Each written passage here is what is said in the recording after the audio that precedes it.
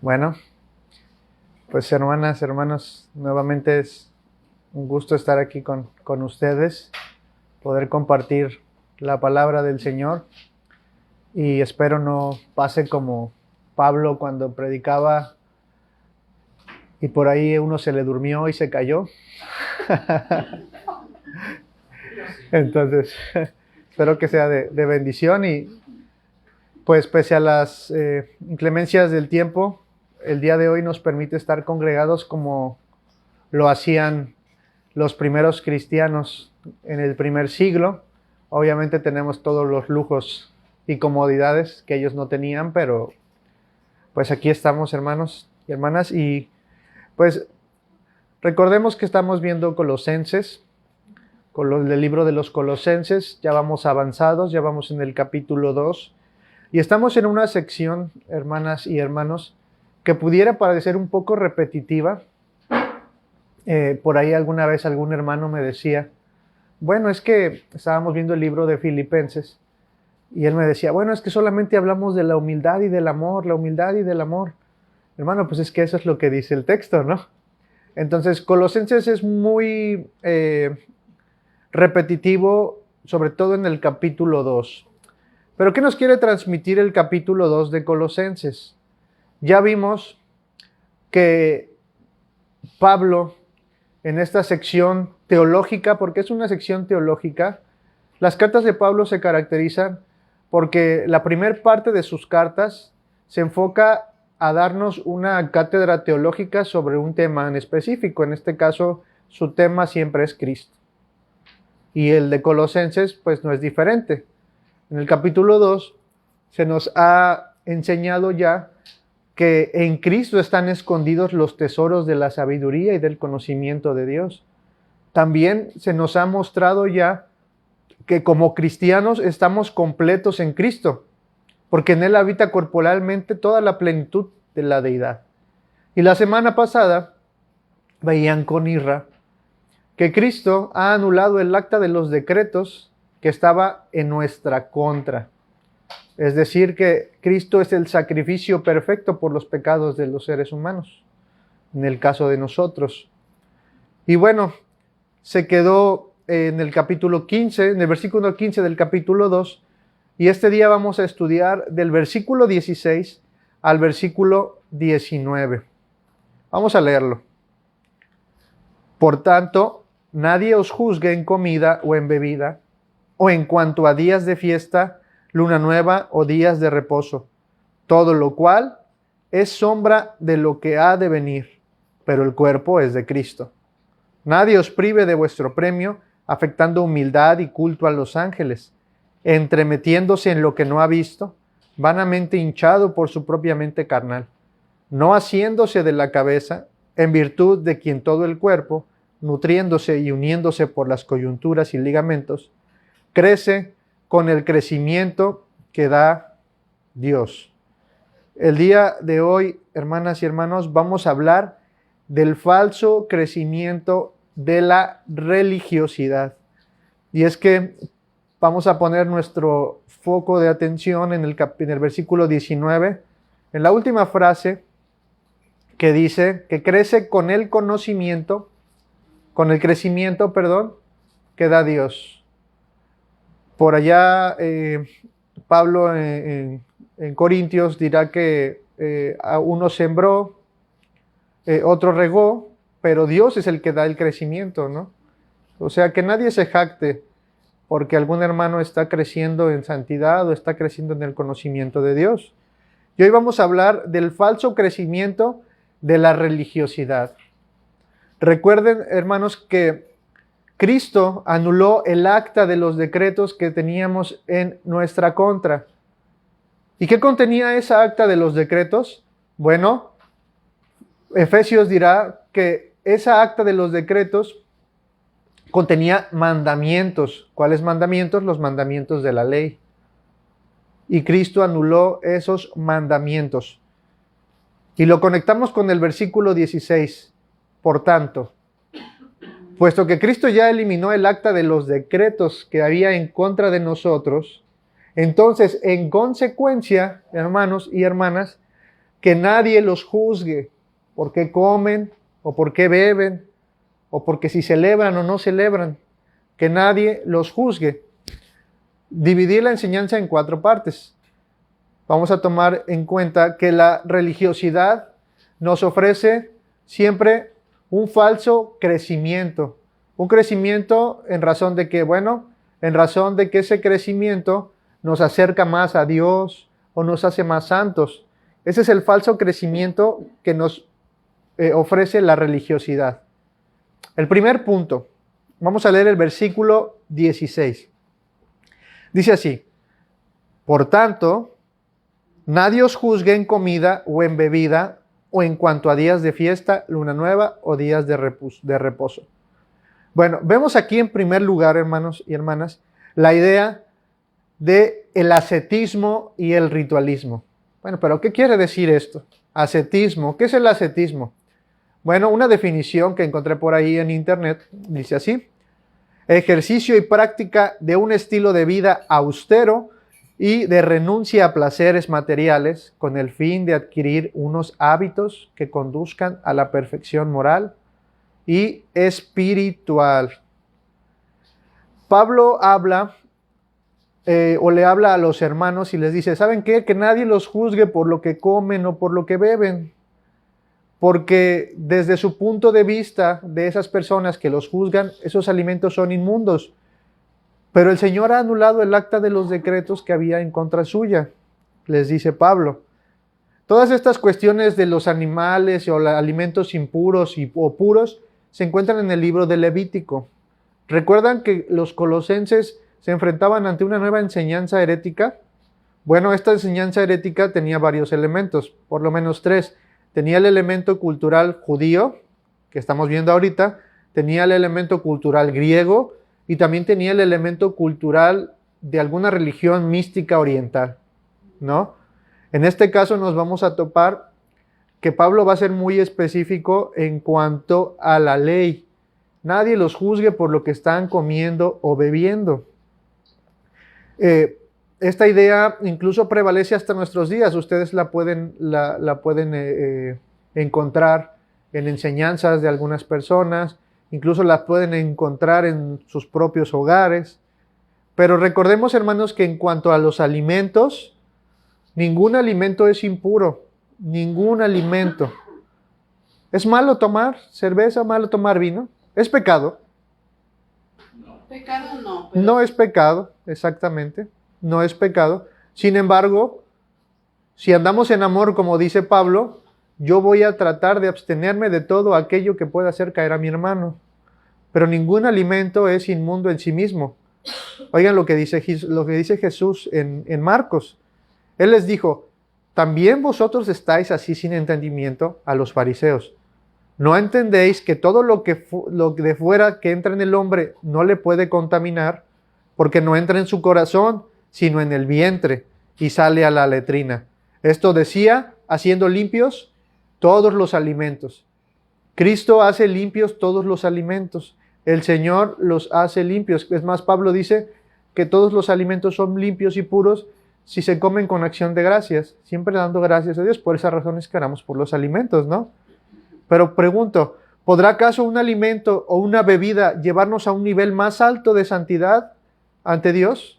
Pues claro que no puede hacer eso.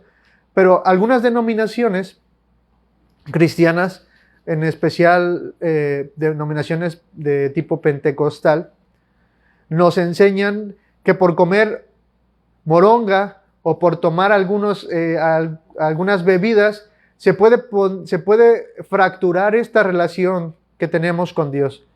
Y eso sin duda está cayendo casi en una herejía como a la que se enfrentaban los colosenses, ¿no?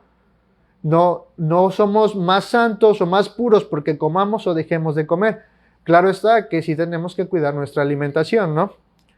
Pero no somos más puros o más santos por dejar de comer o por comer estos alimentos. Ahora, otra cuestión más clara del ascetismo en las iglesias. Y esto lo digo también con mucho respeto, porque es una cuestión que aún en el círculo reformado, en el círculo bautista, se da mucho. la cuestión del ayuno. La cuestión del ayuno, hermanos y hermanas, se ha visto como una especie de hábito espiritual con el propósito de crecer en santidad, o peor aún, con el propósito de ganar un favor para con Dios, ¿no? Una especie de trueque. Yo hago esto, Señor, presento este ayuno ante ti, siempre y cuando tú me devuelvas o me des esto a cambio, ¿no? Eso está mal. Eso es una práctica de ascetismo.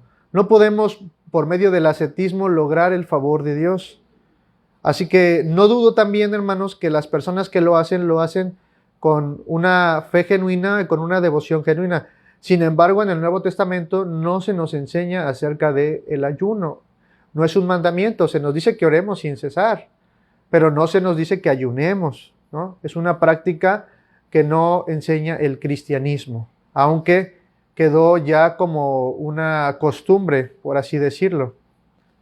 Y nuestra actitud ante estos hermanos debe ser de respeto, de tolerancia.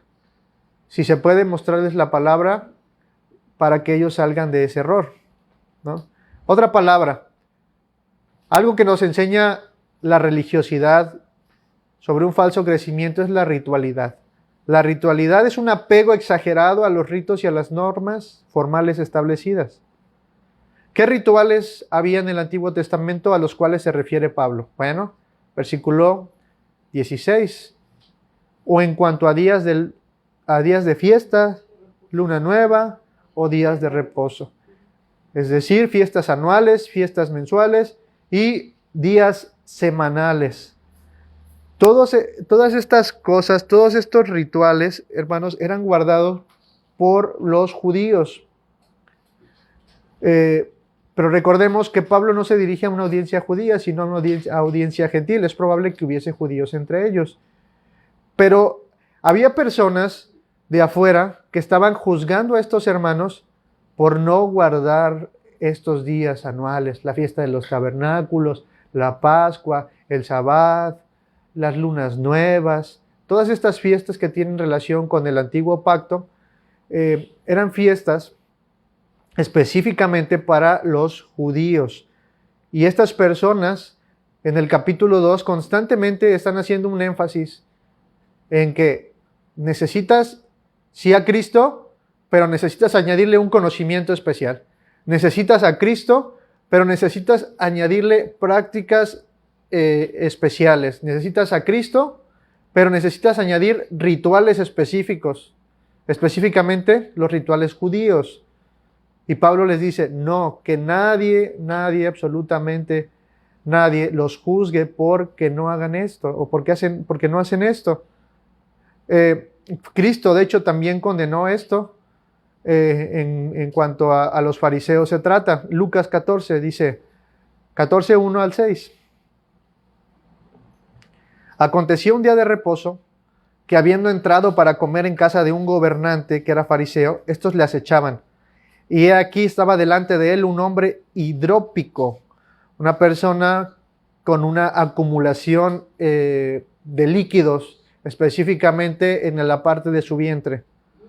Entonces Jesús habló a los intérpretes de la ley y a los fariseos diciendo, ¿es lícito sanar en el día de reposo? Mas ellos callaron.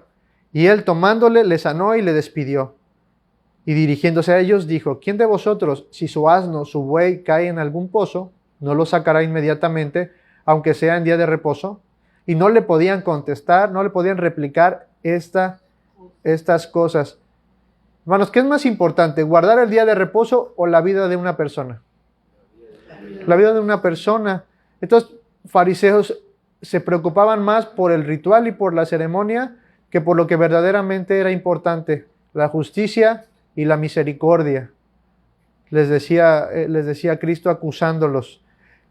La idea de ese ritual, hermanos, aunque no somos judíos, hermanas, sigue apareciendo hasta nuestros días. Está presente en el cristianismo, incluso en nuestros hogares. Hay hermanos también y no estoy diciendo que lo hagan, pero hay hermanos que cuando van a comer, si no oran, arman un relajo. Y digo, está bien que se ore, Se tiene que orar, tenemos que ser agradecidos. Es una práctica que debemos realizar. Hermanos, pero si no oramos por cualquier razón al tomar los alimentos, no estamos pecando. Otra cosa, y esto también ya lo mencioné la vez pasada que estuve con ustedes, asistir los domingos a la iglesia y cumplir al pie de la letra con una liturgia no nos hace más santos que otras personas. No olvidemos el mandamiento de Hebreos de no dejando de congregarnos como algunos tienen por costumbre. Tanto que se den cuenta que aquel día se acerca, ¿no? Entonces es un mandamiento el de congregarnos, pero no pensemos que por congregarnos o por cumplir al pie de la letra la liturgia, seremos más santos que otras personas. Esa es la falsa idea de la religiosidad, esa religiosidad que nos ofrece un crecimiento falso. Los rituales y las prácticas judías en la ley, a las que se refiere Pablo, solo son una sombra. Solo son una sombra, es decir, solo son una prefiguración de la sustancia de lo real que había de venir. Versículo 17 de Colosenses 2. Todo lo cual es sombra de lo que ha de venir, pero el cuerpo es de Cristo. Todas estas cosas, hermanos, que aparecen en el Antiguo Testamento como leyes para los judíos, simplemente son una sombra de lo que había de venir y se cumplen en Cristo. Es decir, el sábado. Dios le ordenó a los judíos que guardaran el sábado, pero nosotros no tenemos que guardar el sábado, hermanos. Si por ahí algún adventista les dice que están mal porque no se congregan los sábados, bueno, el que está mal es él, porque nosotros no debemos guardar el día sábado. El día sábado se cumple en Cristo. ¿Por qué? Porque Cristo es nuestro reposo. Venid a mí todos los que están cansados y trabajados, que yo los haré descansar. No tenemos por qué cumplir esto de las lunas nuevas o de los sacrificios, porque Cristo es el sacrificio perfecto por nuestros pecados. Y tampoco tenemos que cumplir estas festividades anuales, porque hay una festividad que era muy, muy buena para los judíos y se llama el jubileo. En el jubileo, esto nos agradaría mucho para los que luego tenemos deudas. En el jubileo eran perdonadas todas las deudas, el Coppel, el Electra, todo lo que teníamos eran perdonados, desaparecían. Pero otra cosa también, todos aquellos esclavos quedaban libres, hermanos. Pero nosotros ya no tenemos que celebrar la fiesta del jubileo cada 50 años. ¿Por qué razón? Porque Cristo es nuestro jubileo, porque Cristo nos ha libertado de la esclavitud del pecado. Ya no tenemos que celebrar estas fiestas. Y este es el mensaje que les transmitía a los colosenses, que nadie los juzgue por esto. En segundo lugar, la falsa religiosidad o la religiosidad nos transmite una idea de misticismo. Versículo 18. Lo voy a leer en la Reina Valera y después lo voy a leer en otra versión. Nadie os prive de vuestro premio, afectando humildad y culto a los ángeles, entremetiéndose en lo que no ha visto, vanamente hinchado por su propia mente carnal. Este versículo, hermanos y hermanas, es un versículo complicado de traducir, puesto que tiene por ahí algunas palabras que son complicadas. De hecho, hay una palabra que se usa por primera y única vez en el Nuevo Testamento, entonces es complicado de traducir. La falsa idea del misticismo. Lo voy a leer en la Nueva Traducción Viviente y es un poco más claro. No dejen que los condene ninguno de aquellos que insisten en una religiosa abnegación de uno mismo o en el culto a los ángeles, al afirmar que han tenido visiones sobre estas cosas. Su mente pecaminosa los ha llenado de arrogancias. Bueno, estos falsos maestros decían que habían tenido visiones acerca de ángeles. La idea del culto a los ángeles no es una idea judía.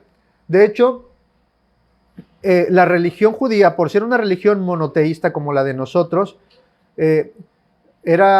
rechazaba y era aberrante esta cuestión de la idolatría para los ángeles, porque recordarán que esto les costó que fueran exiliados y les trajo muchas, muchas, muchas cosas malas a ellos.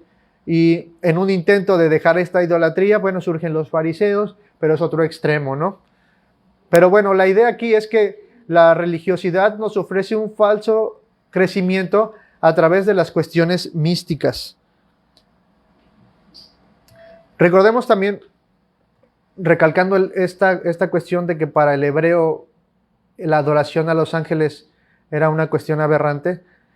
En Apocalipsis, por ahí Juanito tiene una visión y se le aparece un ángel, ¿no? En el capítulo 19. ¿Y qué hace Juan? Pues yo creo que asombrado de su aspecto, se postra. Y que el ángel le dice, no, espérate, adora a Dios, yo soy un consiervo tuyo, ¿no? Pero no aprendió en el capítulo 22, otra vez se le apareció y se le vuelve a postrar, ¿no?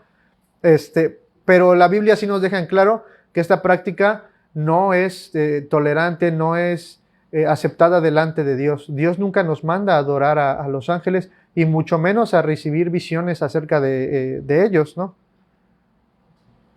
Bueno, lo que leemos en este versículo es que estas experiencias con los ángeles los llevaban a tener unas visiones a estos falsos maestros o experiencias místicas con estos seres, que lo más probable es que no fueran ángeles, sino demonios, ¿no? Sí, disfrazados de ángeles, ¿no? Y bueno, la idea de tener una experiencia sobrenatural con Dios es el motor de algunas sectas, de algunas denominaciones cristianas, especialmente de tipo de corte carismático.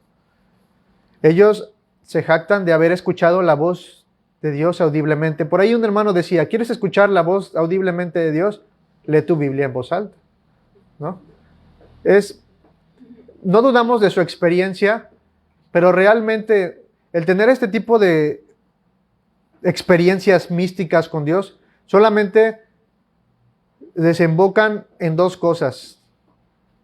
En el Dios me habló y en Dios me dijo que hiciera.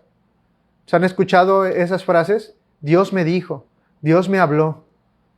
Y esto solamente es el motor o la gasolina para ese motor en estos hermanos que quieren tener experiencias místicas con Dios. Si no tienen una experiencia mística con Dios, el ambiente dentro de la iglesia es frío, el Espíritu Santo nos está moviendo, no son lo suficientemente santos.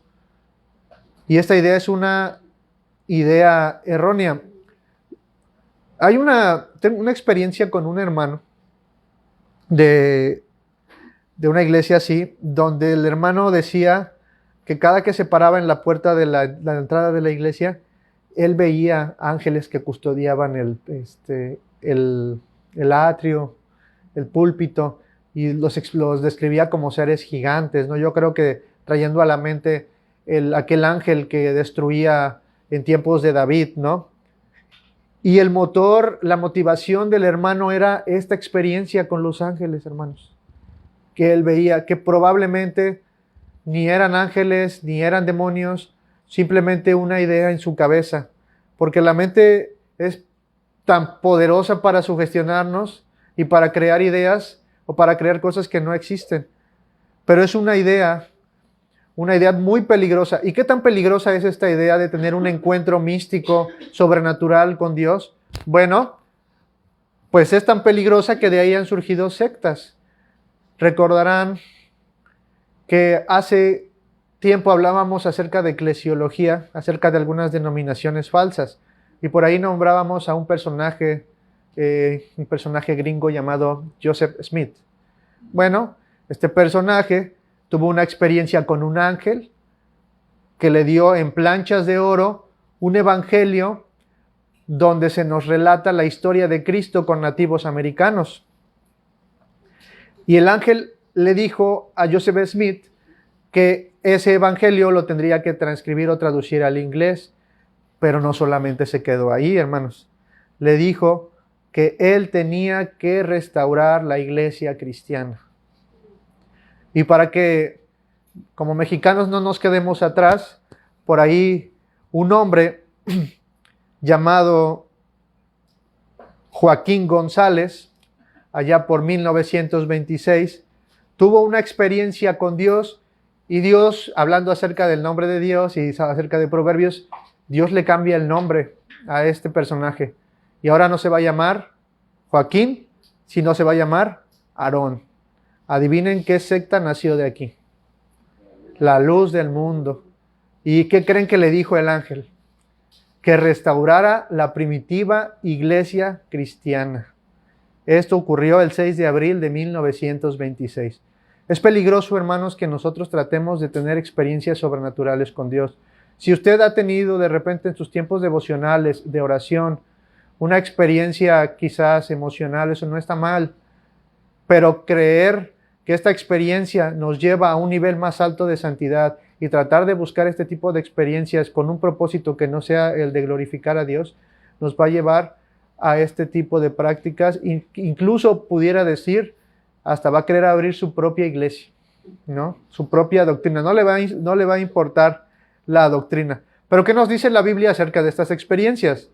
En el caso del Evangelio, Gálatas 1:8 dice Pablo: mas si aún nosotros o un ángel del cielo os anunciare otro evangelio diferente del que os hemos anunciado, sea anatema o sea maldito.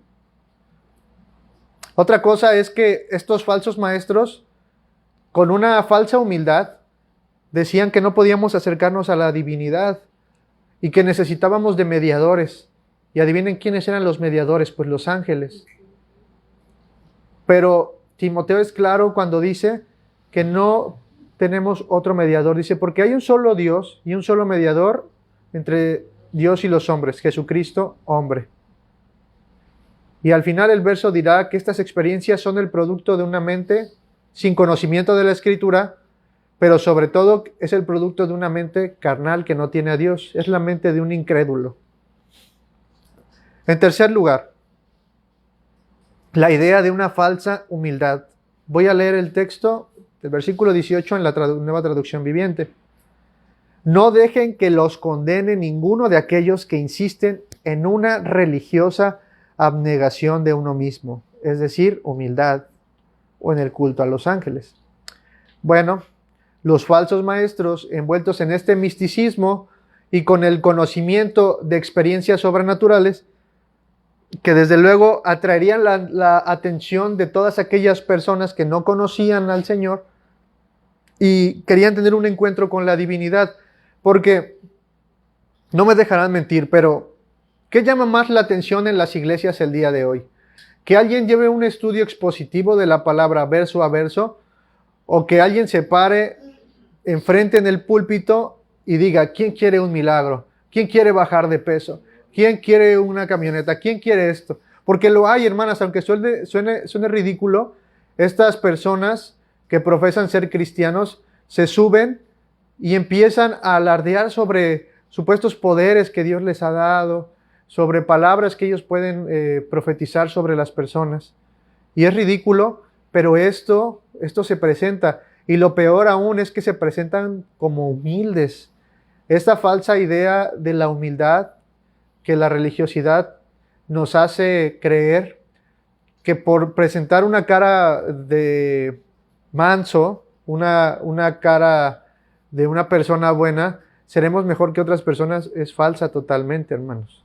Totalmente falsa. Y sobre todo, si a eso le agregamos que hemos tenido experiencias, pues vamos a ser vistos como un ser celestial, casi, casi. Voy a comentar algo. Nosotros venimos de un contexto neopentecostal carismático y es muy, muy común ver este tipo de cosas y este tipo de prácticas. Había un hermano que es el pastor principal y visitó un día, el pastor principal de esta red de iglesias visitó un día la congregación donde nos congregábamos. Y había un hermano de este tipo de hermanos que les digo que todo el tiempo buscaban una experiencia sobrenatural. Y se acercó a él, lo tocó y fue y me dijo, hermano, ¿ya fuiste y tocaste al pastor? Le digo, no, como, ¿por qué lo voy a tocar, no? Dice, hermano, transmite una paz increíble, dice. Tiene una sabiduría y un conocimiento. Y yo le decía, pues en mi ignorancia, le digo, no, pues está bien, ¿no? Jamás me atreví a tocarlo, ¿no? Pero se tiene esta idea de que estas personas por una apariencia humilde y con un conocimiento místico elevado, pues son superiores a las personas o al cristiano promedio. Y recordemos que pues para Dios no hay acepción de personas, ¿no? Y esto, hermanos, también es muy peligroso. La falsa humildad es muy, muy, muy peligrosa. ¿Por qué es muy peligrosa, hermanos? Bueno, porque entre nosotros hay lobos vestidos de ovejas. Aquel hermano que se presenta entre nosotros con un conocimiento superior y con una falsa humildad es muy peligroso, hermanos. Es demasiado peligroso porque lo único que quiere es tener una posición de autoridad en la congregación y número 2, sacar o obtener un beneficio económico de la congregación. Y son demasiado peligrosos. Pablo le dice a Timoteo en su segunda carta, también debes saber esto, que en los postreros días vendrán tiempos peligrosos, porque habrá hombres amadores de sí mismos, avaros, vanagloriosos, soberbios, blasfemos, desobedientes a los padres, ingratos, impíos, sin afecto natural, implacables, calumniadores, imperantes, crueles, aborrecedores de lo bueno, traidores, impetuosos, infatuados, amadores de los deleites más que de Dios. Pero esto es lo más peligroso, que tendrán apariencia de piedad, pero negarán la eficacia de ella. Lo que realmente hace peligroso a estos hermanos no es que sea toda esta lista, amadores de sí mismo, infatuadores, todas esas cosas. No, eso no los hace peligrosos. Los hace peligrosos el que sean falsamente humildes. Desgraciadamente, si no tenemos conocimiento de lo que dice la Escritura, vamos a ser engañados y nos vamos a dejar llevar por estas personas. Pero si usted y yo tenemos conocimiento de la Escritura, nos daremos cuenta que estos hermanos son, o supuestos hermanos, son fácilmente reconocibles porque no se sujetan a la Escritura. Podríamos decir que estas personas ni siquiera son cristianos. Entonces tengamos cuidado, mucho cuidado. Una persona decía, ¿en qué consiste el discernimiento? El discernimiento no consiste en discernir lo bueno de lo malo, que sí es una correcta definición. Realmente el discernimiento es reconocer lo bueno de lo casi bueno. Porque hay personas que son tan buenas para fingir y tan buenas para actuar que es muy difícil de reconocer. ¿Pero en qué se reconocen? En que no se sujetan a la Escritura y no citan la Escritura y no la enseñan. Nosotros, hermanos, podemos estar, sin darnos cuenta, cayendo en este tipo de situaciones, o nosotros incluso podemos ser esas personas. Por eso Pablo dice que cada uno se examine a sí mismo y se pruebe. ¿O no nos conocéis a vosotros mismos que Jesucristo está en vosotros, a menos que estéis reprobados? Hermanos, examínense, realmente examínense.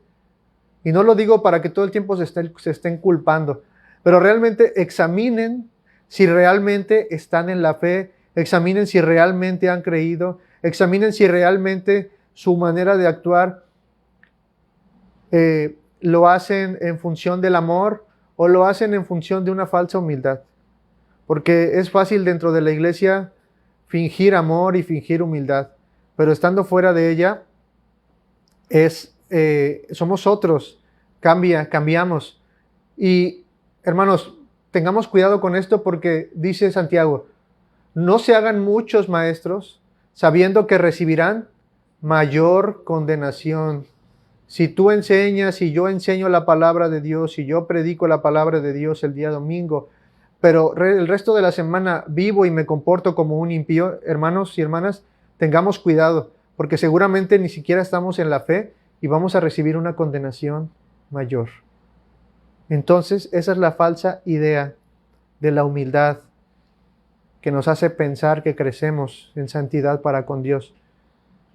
Y la última idea que tenemos, la encontramos en el versículo 19. Y no haciéndose de la cabeza, en virtud de quien todo el cuerpo, nutriéndose y uniéndose por las coyunturas y ligamentos, crece con el crecimiento que da Dios. No asirse de la cabeza. Ese es el error, de no asirse de la cabeza. Pablo les dice a estos hermanos, a ver, ustedes han recibido el conocimiento acerca de Cristo, ya saben que el acta de los decretos, es decir, los mandamientos de la ley fueron anulados, ustedes ya no están sujetos, ya no tienen por qué cumplir los mandamientos de la ley, no tienen por qué abstenerse de comer, ni de beber, ni de guardar. Pero el error más importante y más desastroso es pensar que podemos hacer las cosas por nosotros mismos. Es decir, el error de no asirse a la cabeza. El error de querer buscar a Dios en abstinencias, en rituales, en experiencias sobrenaturales y en un comportamiento falso. Ese es el error de no asirse a la cabeza. Y es que hay una analogía que presenta mucho mi hermano Carlos y ¿qué es más importante? ¿La cabeza o el cuerpo? ¿Qué le gustaría perder? ¿La cabeza o el cuerpo? Una cosa sin otra, ¿no? Exactamente. Pero con Cristo no es así, porque Él es la cabeza. Pero nosotros no podemos ser sin la cabeza, ¿no? Por ahí les dice también a sus discípulos que permanezcan en Él, ¿no? Para que lleven fruto. Entonces nosotros no podemos ser sin la cabeza. Es un error creer, hermanos, que vivir una vida sin Cristo en la semana nos va a llevar a obtener una santidad o nos lleva a obtener un puesto especial delante de Dios. ¿Por qué? Porque en Cristo tenemos los tesoros del conocimiento, ya lo dijimos. En Cristo estamos completos, puesto que Él es la revelación completa de Dios para nuestras vidas. Él es la imagen invisible del Dios invisible.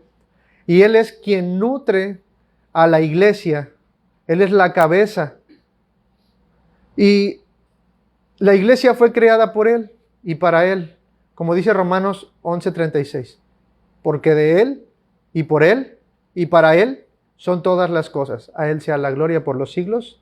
Amén. Entonces, hermanos, nosotros no somos sin la cabeza.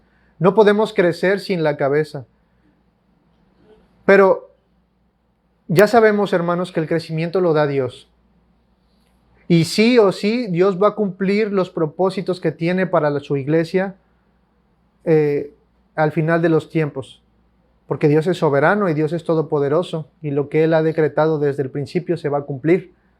Pero entonces, si Él es el que da el crecimiento, hermanos y hermanas, y nosotros tenemos que asirnos de la cabeza, ¿cuál es el papel como miembros de iglesia que jugamos en esto?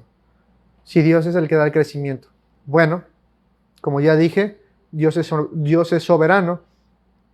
Sin embargo, esto no anula nuestra responsabilidad.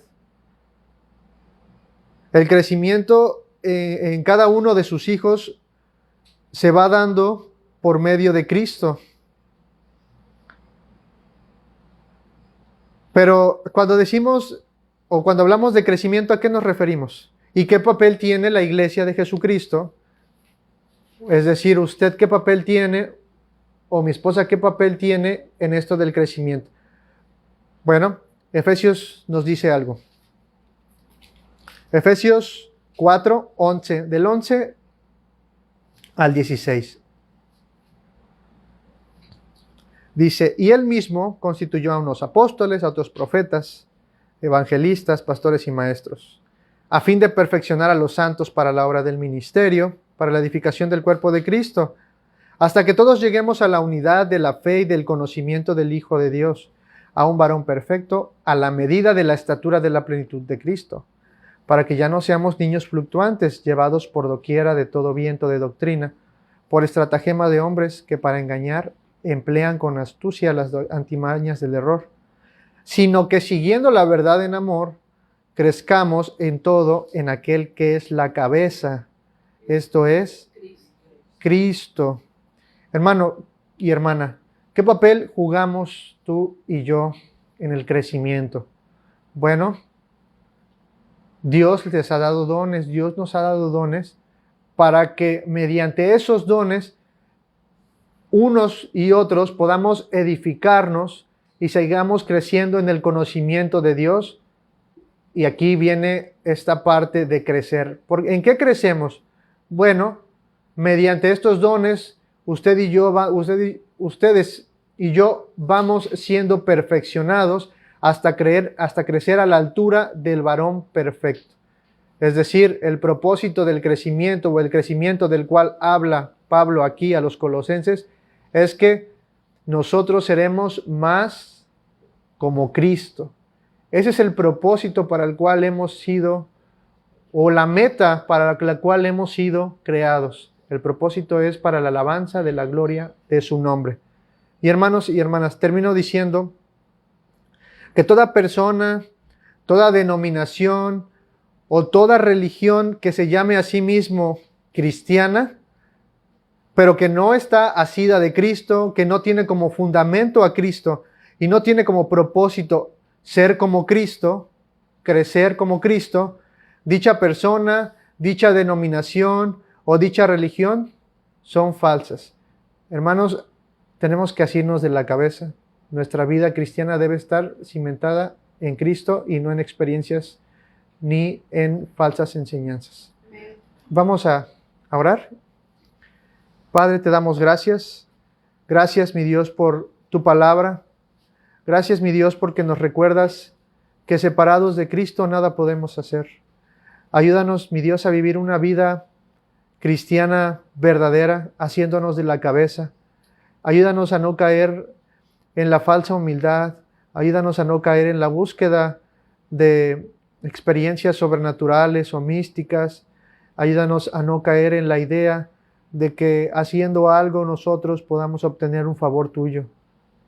Ayúdanos para que Cristo sea suficiente. Que Cristo sea suficiente para nosotros, Señor, te lo pedimos. Ayúdanos para que vivamos una vida plena, una vida en plenitud como la que nuestro Señor nos dijo que viviríamos.